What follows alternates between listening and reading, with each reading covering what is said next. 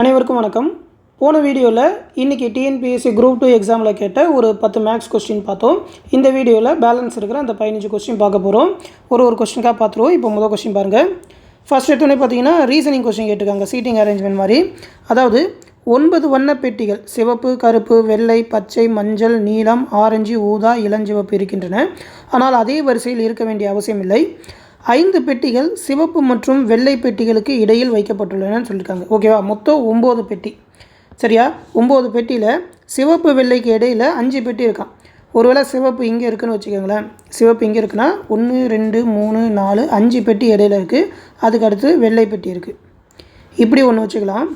ஒருவேளை வெள்ளை மேலே இருக்குது அப்படின்ற மாதிரி வச்சுக்கிட்டா இந்த மாதிரியான ஒரு பாசிபிளும் இருக்குது. 1 2 3 4 5, 6வதாக இந்த இடத்துல சிவப்பு இருக்குது. ஓகேவா? ரெண்டாவது, மஞ்சள் பெட்டியை வெள்ளை பெட்டிக்கு மேலே வைக்கப்பட்டுள்ளதுன்னு சொல்லியிருக்காங்க. வெள்ளை பெட்டிக்கு மேலே மஞ்சள் இங்கே இருக்கும், அப்படி இல்லைன்னா இங்கேனாக்கா இதில் மஞ்சள். சரியா? அடுத்து 3 பெட்டிகள் மட்டுமே மஞ்சள் மற்றும் பச்சை பெட்டிகளுக்கு இடையே உள்ளதுன்னு சொல்லியிருக்காங்க. மஞ்சளுக்கும் பச்சைக்கும் இடையில். ஒருவேளை இங்கே இருந்து இதுக்கு கீழே பச்சை இருக்குன்ற மாதிரி இருந்தால் இப்போவுமே பார்த்திங்கன்னா 1 2 3 4 5 6 7 பேரை சொல்லிட்டோம். மொத்தம் 9 பேர். 8 9ன்னு இங்கே தான் வரலாம். அப்படி இங்கே பச்சைன்னு வச்சோன்னாக்கா 3 பேர் இடையில வர மாட்டாங்க, 2 தான் வரும். அப்போது இதுக்கு மேலே 1 2 3 விட்டு இந்த இடத்துல பச்சை வரலாம். ஓகேவா? எல்லாமே வரலாம் தான்.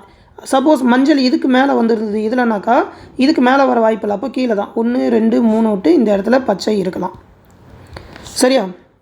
அடுத்து, சிவப்பு மற்றும் பச்சை பெட்டிகளுக்கு இடையே உள்ள பெட்டிகளின் எண்ணிக்கையிலேயே கருப்பு மற்றும் மஞ்சள் பெட்டிகளுக்கு இடையில் உள்ளதுன்னு சொல்லியிருக்காங்க. ஓகேவா? சிவப்பு பச்சைக்கு பெட்டிகளுக்கு இடையே இங்கே சிவப்பு இருக்குது, இங்கே பச்சை இருக்குது, பக்கத்தில் இருக்குது. இதுக்கு இடையில பெட்டியே கிடையாது. அதே மாதிரியே தான் கருப்பு மஞ்சளுக்கு இடையில இருக்குதுன்னு சொல்லியிருக்காங்க. அப்போது ஒருவேளை கருப்பை இங்கே போடலாம், ஏன்னா பக்கத்தில் இருக்குது, பெட்டியே இல்லைன்னு சொல்லி. ஆனால் பெட்டி இருக்குன்ற மாதிரி சொல்லியிருக்கிறாங்கன்றனால இந்த படம் இங்கேயே வரதுக்கு வாய்ப்பு இல்லை. சிவப்பு மற்றும் பச்சைக்கு இடையில எத்தனை? சிவப்பு இங்கே இருக்குது, பச்சை இங்கே இருக்குது இந்த படத்தில். அப்போது இடையில ஒரு 2 பேர் இருக்காங்க. அப்போது இந்த மாதிரி 2 பேர் இருக்கிறாங்கன்றப்ப கருப்பு மற்றும் மஞ்சளுக்கு இடையிலேயே 2 பேர் இருப்பாங்க. மஞ்சள் இங்கே இருக்குன்னா கருப்பு 2 பேர் இடையில விட்டு 1 2 இந்த இடத்துல கருப்பு வரலாம். சரியா? அடுத்து, நீல பெட்டி கருப்பு பெட்டிக்கு கீழே வைக்கப்பட்டுள்ளது, ஆனால் அது அடியில் வைக்கப்படவில்லைன்னு சொல்லியிருக்காங்க. ஓகேவா? நீலம் கருப்புக்கு கீழே தான் இருக்குது, இந்த ஒரு 3 இடத்துல தான் இருக்குது, ஆனால் அடியில் இல்லை அப்படின்ற மாதிரி சொல்லியிருக்காங்க. நீலம் எங்கேனாலும் வரலாம், அதை ஆப்ஷனில் வைப்போம். அடுத்ததை பாருங்கள். அடுத்து பார்த்திங்கன்னா 4 பெட்டிகளுக்கு மேல் மஞ்சள் மற்றும் நீல பெட்டிகளுக்கு இடையில் வைக்கப்பட்டுள்ளதுன்னு சொல்லியிருக்காங்க. ஓகேவா? அதாவது மோர் தென் 4 boxes R place between yellow and blue. Yellow இந்த இடத்துல சொல்லியிருக்கோம். 4க்கு மேலே இருக்கணுமா? குறைஞ்சது 4 பாக்ஸ் இடையில இருக்குன்னா 1 2 3 4 பாக்ஸ் விட்டு 4க்கு மேலேனா 5 பாக்ஸாவது இருக்கணும். 4ன்னு சொல்லியிருக்கலாம், 4க்கு மேலே குறைஞ்சது அப்போ 5ஆவது இருக்கணும். அப்போ இதையும் விட்டு இந்த இடத்துல ப்ளூ வரலாம். ஓகேவா? நீலம் வரலாம். அப்படி இல்லைனா இதுக்கு கீழே நீலம் வரலாம். சரியா? இது ஆப்ஷனில் வைப்போம்.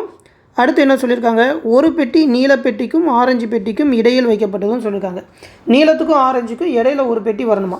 சப்போஸ் இங்கே வச்சோன்னா இன்னும் ஆரஞ்சே வரல. இதுலேயே பார்த்தீங்கன்னா 1 2 3 4 5 6 7 8 வந்துட்டு. அப்போ இதுக்கு கீழே 1 தான் வரணும். இந்த இடத்துல நம்ம ஆரஞ்சுன்னு போடுறோன்னு ஏன் இங்கே தான் ஆரஞ்சுன்னு போட்டோன்னா இந்த இடத்துல நீலம் வரணும். ஓகேவா? ஏன்னா இடையில ஒரு பெட்டி இருக்கணும், அது சிவப்பு பெட்டியாக இருக்கும். அப்படின்னாக்கா இந்த இடத்துல நீலம், இந்த இடத்துல ஆரஞ்சு அப்படின்னு சொல்லி போட்டுக்கலாம். அடுத்து, இளஞ்சிவப்பு பெட்டி ஊதா பெட்டிக்கு மேல் வைக்கப்பட்டுள்ளது. இளஞ்சிவப்பு பெட்டி ஊதாக்கு மேலே. இப்போ 2 இடம் தான் பேலன்ஸ் இருக்குது. அப்போ ஊதாவை இங்கே போட்டால் தான் இதுக்கு மேலே இளஞ்சிவப்பு இருக்கும். ஓகேவா? அப்படின்னா இந்த ஆர்டரில் தான் படம் இருக்க போகுது. இப்போ என்ன கொஸ்டின் கேட்குறாங்க? எந்த பெட்டி கருப்பு பெட்டிக்கு மேலும் கீழும் இருக்கும்னு கேட்டிருக்காங்க. கருப்பு எங்கே இருக்குது? இங்கே. கருப்புக்கு மேலே இளஞ்சிவப்பு, கீழே பச்சை. இளஞ்சிவப்பு மற்றும் பச்சை. ஆப்ஷன் ஏ தான் கரெக்டு. சரியா? இந்த மாதிரி என்னென்ன பாசிபிள் இருக்குதுன்னு சொல்லி வரையணும். இந்த பாசிபிள் போட்டோம், இதில் பாதியில் அந்த கருப்போடு நின்று போச்சு. அடுத்து இதுலேயும் 2 பாசிபிள் வந்தது, நீலம் எங்கேனாலும் வரலாம் அப்படின்னு சொல்லி. அதுக்கு அடுத்த ஸ்டேட்மெண்ட்டை வச்சு போட்டிருக்கோம். சரியா? அப்போ இதுக்கு ஆன்சர் ஆப்ஷன் ஏ. இப்போ அடுத்த கொஸ்டின் பாருங்கள். அடுத்து இந்த கொஸ்டின் பாருங்கள். டேஞ்சர் அப்படின்றத இந்த மாதிரி ஒரு கோட் நம்பரில் கொடுத்துருந்தால் அதே மாதிரி மிஷின் அப்படின்றதோட குறியீடு என்னன்னு கேட்டிருக்காங்க. ஓகேவா? அப்போது இது 2 லெட்டரையும் கம்பேர் பண்ணி கண்டுபிடிக்கணும். இதில் பார்த்தீங்கன்னாக்கா மிஷின்லேயே ஏ இருக்குது, டேஞ்சர்லேயும் ஏ இருக்குது. ஏக்கு என்ன கொடுத்துருக்காங்க? 7ன்னு கொடுத்துருக்காங்க. அப்போ இந்த இடத்துல 7 வரணும். அடுத்து என்ன லெட்டர் மேட்ச் ஆகுது? 2த்துலேயுமே என் இருக்குது. ஓகேவா? என் இங்கேயும் என் இருக்குது. எண்ணுக்கு 20 கொடுத்துருக்காங்க. அப்போது 20 வரணும். இதுலேயும் ஈ இருக்குது, இதுலேயும் ஈ இருக்குது. ஈக்கு என்ன கொடுத்துருக்காங்க? 11 கொடுத்துருக்காங்க. அப்போ 11 வரணும். வேறு எந்த லெட்ரு மேட்ச் ஆகிருக்கு? ஐ எதுவுமே மேட்ச் ஆகலை. அப்படி பார்த்தீங்கன்னா 7 ரெண்டாவதாக வரணும், 20 11 லாஸ்ட்டில் வரணும். இங்கே இருக்கு பாருங்கள், 7 20 11. ஆப்ஷன் டி தான் கரெக்ட். ரொம்ப சிம்பிள். சரியா? இதை வச்சே மேட்ச் பண்ணிடலாம். இப்போ அடுத்த கொஸ்டின் பாருங்கள். அடுத்து இந்த கொஸ்டின் பாருங்கள். ஒரு குறியீடுக்கும் ஒரு மாதிரி சொல்லிட்டாங்க. அதாவது ஏரோ மார்க் இந்த சைடு இருந்தால் அதுக்கு பேர் கூட்டல், இந்த சைடு இருந்தால் அதுக்கு பேர் கழித்தல், மேலேனா வகுத்தல், கீழேனா பெருக்கல், ஒரு மாதிரி கிராஸாக போணுச்சுன்னா சமம். இப்படி இருந்ததுன்னா கீழ்கண்டவற்றில் எது சரியானதாகும்னு கேட்டிருக்காங்க. இதுக்கு வேறு வழி இல்லை. 4 ஆப்ஷனுக்குமே அந்த குறியீடுக்கு பதிலாக சட்டுன்னு நீங்கள் அந்த ப்ளஸ் மைனஸை போட்டு கண்டுபிடிக்கணும்.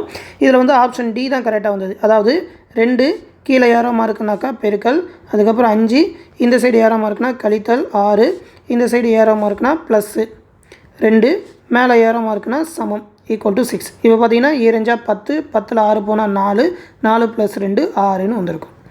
ஓகேவா? போர்ட் மாஸ் ரூலையும் ஃபாலோ பண்ணி நீங்கள் பெருக்கிற மாதிரி இருக்கும்.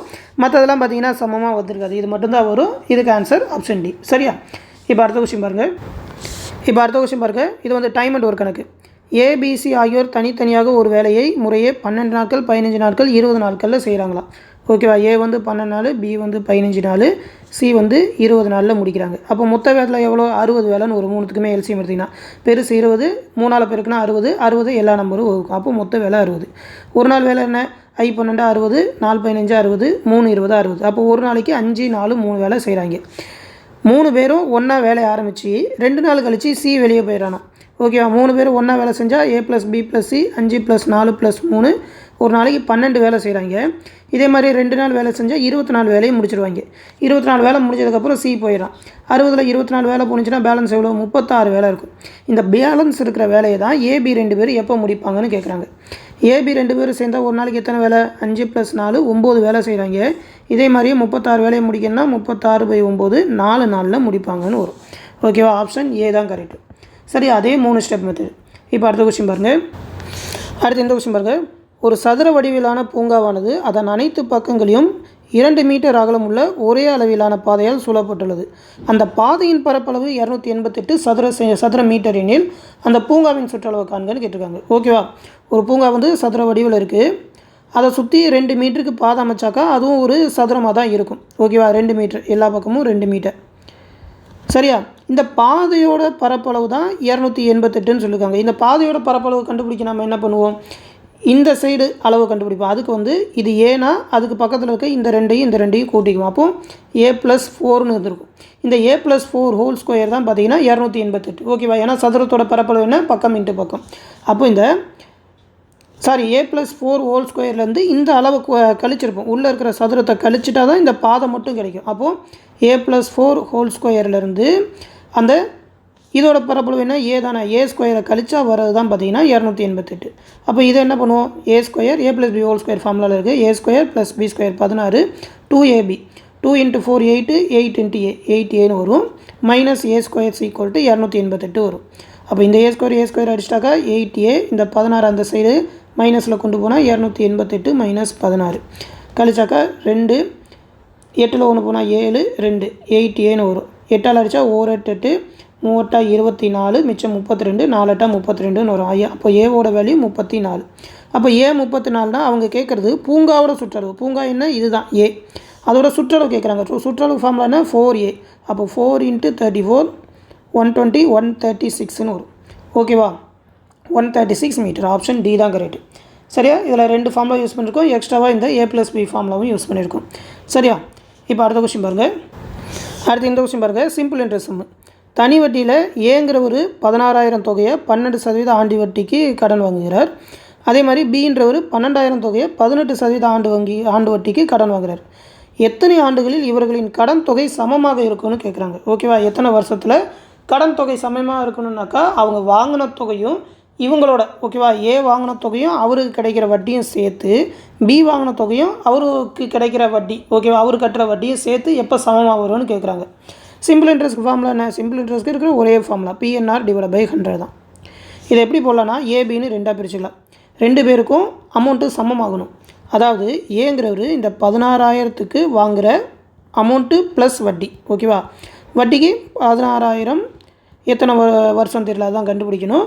ஆர் வந்து 2 பேருக்குமே இவர் வந்து 12, ஓகே, இவர் 12 100ன்னு போட்டுக்க வேண்டியதான். அடுத்து பின்றவர் இந்த 12,000 அமௌண்ட்டு அவருக்கு வாங்குகிற வட்டி. ஓகேவா? 12,000 எத்தனை வருஷம் தெரியல, அதான் கண்டுபிடிக்கணும். இவர் எத்தனை சதவீதம்? 18% டிவைட் பை 100. சரியா? இதை சால்வ் பண்ணி போட்டாலே எண் ரெண்டும் கரெக்டாக சமமாகி எவ்வளோ வருஷம்னு தெரிஞ்சிடும். அப்போ அடித்தோன்னா 2 0க்கு 2 0, 120 12 பிறகுனா 10 120 ஒரு 1600, 2 120 320, மொத்தமாக சேர்த்து 1920 எண். ஓகேவா? இது ஒரு 16,000 ப்ளஸ் ஈக்குவல் டு 12,000 ப்ளஸ் 2 0க்கு 2 0 அடிச்சோன்னா 120 18, 10 × 120 அது ஒரு 1200, 8 × 120 இது ஒரு 800 960, அப்போனாக்கா 2160 எண். ஓகேவா? 0வில் தான் முடியுது, ஈஸியாக மனசுலேயே கொட்டலாம். அப்போது எண்ணெல்லாம் ஒரு பக்கம் நம்பரெல்லாம் ஒரு பக்கம் கொண்டு வந்தோம்னாக்கா இந்த பக்கம் தான் அதிகமாக இருக்குது. இந்த சைடு எண் 2160 எண் மைனஸ் 1920 எண். இந்த பக்கத்தில் கொண்டோன்னா இது வந்து 12,000 மைனஸில் வரும், இது வந்து 16,000. ஓகேவா? கழிச்சோன்னாக்கா இது ஒரு 4,000. இந்த பக்கம் எண் 0, 6ல் 2 போனால் 4, 11ல் 9 போனால் 2, 1க்கு 1 0. அப்போ இந்த 0க்கு இந்த 0 அடித்தா 24, 4ஆல் அடிச்சோன்னா 6 1 0 0. ஓகேவா? அப்போது 2ஆல் அடித்தோன்னாக்கா 3 50. அப்போ 50/3ன்னு வரும். அப்போ n = 50/3. அப்படி கொடுக்கல, கலப்பினத்தில் கொடுத்துருக்காங்க, அப்படியே போட வேண்டியதான். ஒரு 6 ஒரு 3 3 மிச்சம் 2, 6 3 18 2/3ன்னு வரும். அப்போ 16 2/3 ஆண்டுகள். ஆப்ஷன் சி தான் கரெக்டு. சரியா? ரெண்டுத்தையும் கம்பேர் பண்ணி போடணும். அவங்க சமம்னு சொல்லி ஒரு ஹிண்ட் கொடுத்துருக்காங்க, அதை வச்சு போடலாம். ஒரே ஒரு ஃபார்முலா தான். சரியா? இப்போ அடுத்த கொஸ்டின் பாருங்கள். அடுத்து இந்த கொஸ்டின் பாருங்கள்.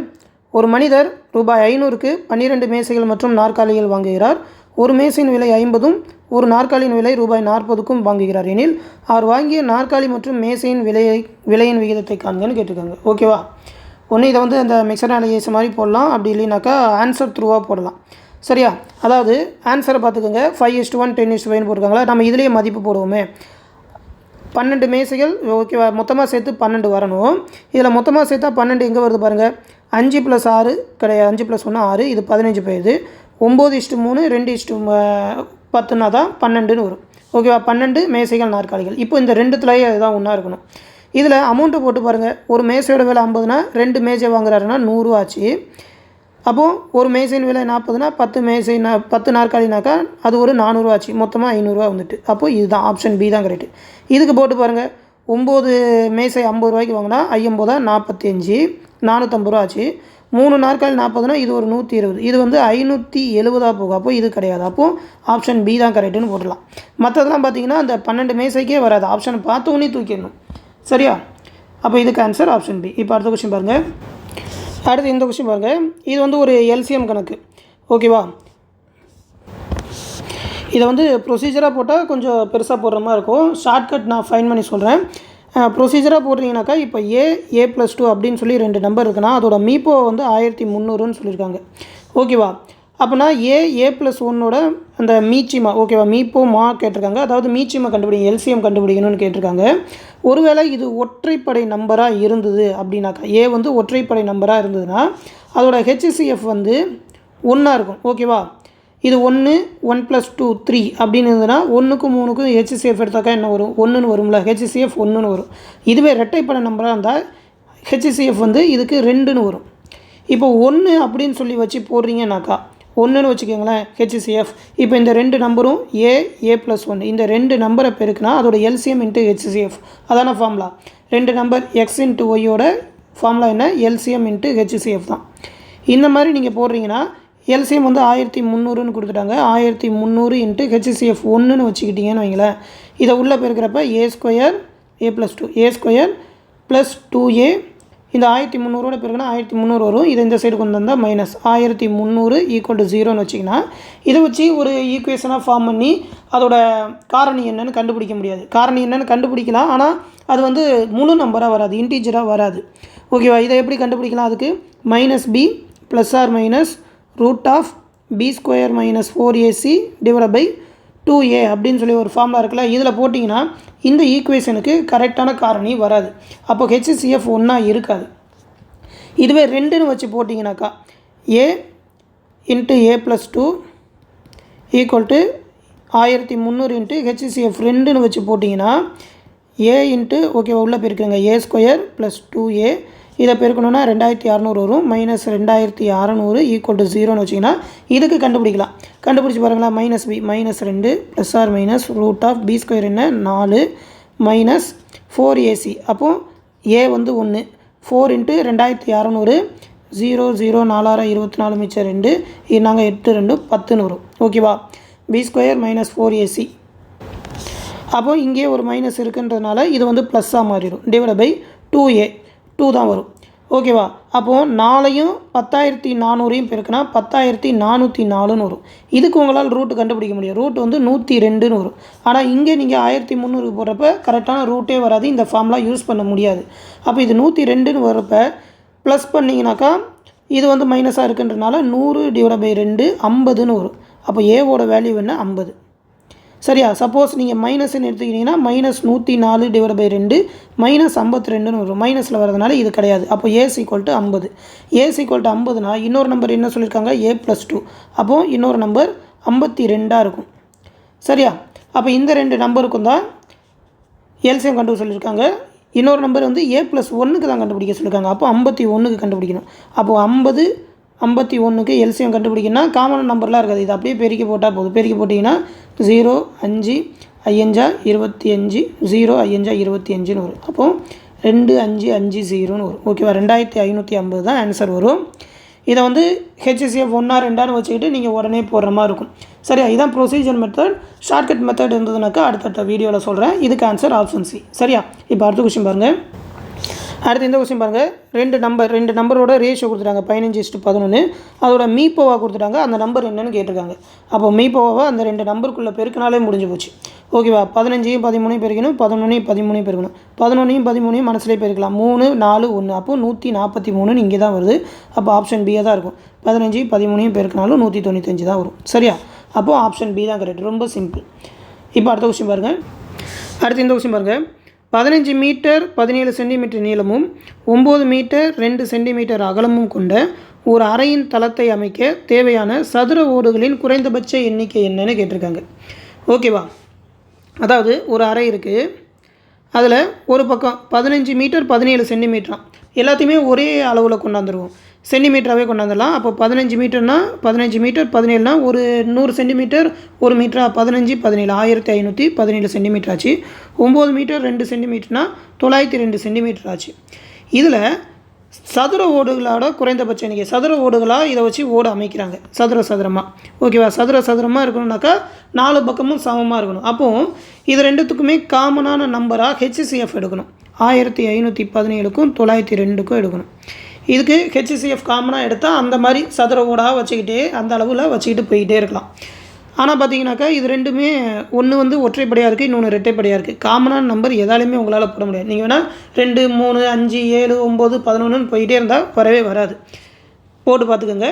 அப்போ எப்படி கண்டுபிடிக்கலாம்னா ஏதோ ஒரு ப்ரைம் நம்பர் வரைஞ்சிருக்கு. அப்போ ப்ரைம் நம்பரை கண்டுபிடிக்கணும். 1517 902 கழிங்க 5 1 6 615ன்னு வரும். இதை வந்து சின்ன நம்பராக வகுத்துக்கிட்டே போங்க. டானால் போட்டு 2ஆல் போட்டால் 3 0 2ஆல் போட முடியாது. 3ஆல் தான் போடலாம். 2 0 5 மறுபடியும் பார்த்தீங்கன்னா 5ஆல் போடலாம். 5ஆல் போட்டால் 4 1 41ன்னு ஒரு ப்ரைம் நம்பர் இருக்கா. இந்த 41ஆல் போட்டு பார்த்தீங்கன்னா காமனாக 2 நம்பருமே வகுப்படும். அப்போ 41 அப்படின்றது தான் பார்த்தீங்கன்னா அந்த தலை ஓட்டோட அளவு. அப்போது அந்த தலை ஓட்டால் எப்படி நிரப்புறதுன்னு கேட்டிங்கன்னா இது வந்து அகலமும் நீளமும் கொடுத்துருக்காங்க. செவ்வக ஷேப்பில் இருக்குது. இதோட பரப்பளவுக்கு என்ன பண்ணுவோம் 1017 × 902. இப்போ ஓடோட அளவு 41 தெரிஞ்சு போச்சு. அப்போ 41 × 41 அப்படின்னு சொல்லி ஓடோட பரப்பளவால் வகுக்கணும். ஓகேவா. இது வந்து a², இது வந்து l×b மாதிரி. இப்போ இதை அடித்து போட்டிங்கனாக்கா எத்தனை ஓடு அப்படின்னு சொல்லி வந்துடும். ஆன்சர் பார்த்தீங்கன்னா 814ன்னு வரும். இது ரெண்டுத்தையும் அடித்து பார்த்துக்குங்க. சரியா. இதில் நீங்கள் அந்த காமனான ஹெச்சிஎஃப் கண்டுபிடிக்கணும். அந்த ஹெச்சிஎஃப் கண்டுபிடிக்கணும் ட்விஸ்ட் என்னென்னா அது வந்து உள்ள ப்ரைம் நம்பராக வச்சுருக்காங்க. அதெல்லாம் நீங்கள் யோசிச்சு போடுற மாதிரி இருக்கும். சரியா. இப்போ அடுத்த கொஸ்டின் பாருங்கள். அடுத்து இந்த கொஸ்டின் பாருங்கள். a/b 4/5 b/c 15/16. அப்போ c² - a² c² + a² கேட்டிருக்காங்க. அப்போது ஏபிசியோட ரேஷியோ நம்ம ஃபஸ்ட்டு கண்டுபிடிக்கணும். எல்லாத்தையுமே காமனாக ஃபஸ்ட்டு a/b வந்து 4:5ன்னு கொடுத்துருக்காங்களா. அது அப்படியே 4 5 இங்கே கேப்பாக இருக்கனால அடுத்த நம்பர் 5. அடுத்து B/C வந்து 15:16 கொடுத்துருக்காங்களா, அப்போ 15:16 இந்த இடத்துல ஸ்பேஸாக இருக்குது, அப்போ 15. காமனான இருக்கிற நம்பர்லாம் தூக்கிடலாம். 5 5 3 5 15, அப்போ பெருக்க வேண்டியதான். 4 3 12 15 16ன்னு வரும். அப்போ C16 B15 A12. அவங்க CA தான் கேட்குறாங்க. அப்போ C ஸ்கொயர் என்ன, 16 ஸ்கொயர் மைனஸ் 12 ஸ்கொயர் கீழே 16 ஸ்கொயர் ப்ளஸ் 12 ஸ்கொயர் வரும். 16 ஸ்கொயர் என்ன, 256 மைனஸ் 144. அதுவே 256 ப்ளஸ் 144 வரும். 256லேருந்து 114 போனால் 112 வரும். இது வந்து 400ன்னு வரும். அப்போது 4ஆல் அடிக்கலாமா, 4ஆல் அடித்தா 7 8 மிச்சம் 3 8 4 28, இது வந்து 100. மறுபடியும் 4ஆல் அடிக்கலாம். 7 4 28 25 4 100. அப்போது அதுக்கு மேலே அடிக்க முடியாது. 7/25 தான் ஆன்சர். ஓகேவா, ஆப்ஷன் பி தான் கரெக்டு. சரியா, இப்போ அடுத்த கொஸ்டின் பாருங்கள். அடுத்து இந்த கணக்கு பாருங்கள்.